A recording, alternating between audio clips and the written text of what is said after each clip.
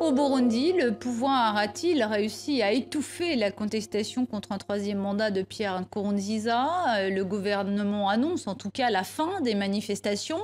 Un gouvernement qui a aussi pris, semble-t-il, des dispositions afin que la CENI, la commission électorale, puisse fonctionner. Un décret présidentiel change les proportions nécessaires à son fonctionnement. Avec nous depuis Bujumbura, Estras Ndikumana. Alors Estras, en vertu de ce décret, 3 membres du parti au pouvoir et non plus 5 sont nécessaires. Pouvez-vous nous expliquer les raisons de ce tour de passe-passe? Eh bien, ce fameux décret est tombé à point nommé. Si on revient sur les faits, 2 membres de la CENI ont démissionné le 1er juin et se sont réfugiés à l'étranger.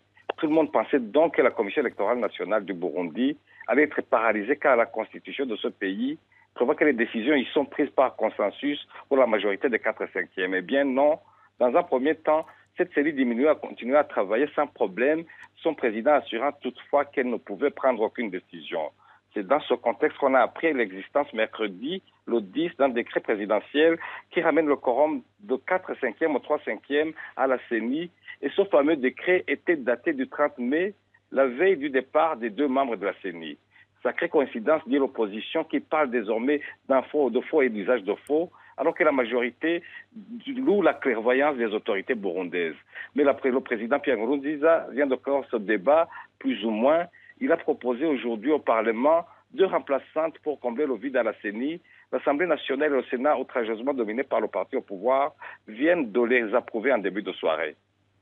Esdras, hier, le pouvoir avait annoncé la fin de la contestation.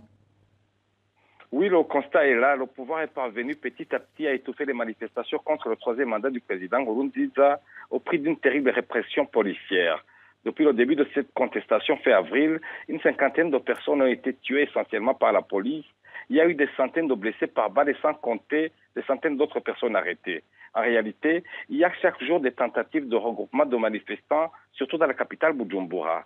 Mais la police qui est déployée en force tire systématiquement pour les disperser, parfois à hauteur d'homme. Et enfin, la police ne veut plus voir de journalistes sur les lieux. Du coup, il devient de plus en plus difficile de savoir ce qui se passe réellement sur le terrain. Et tout ceci se passe dans un contexte d'affrontement politique très dur.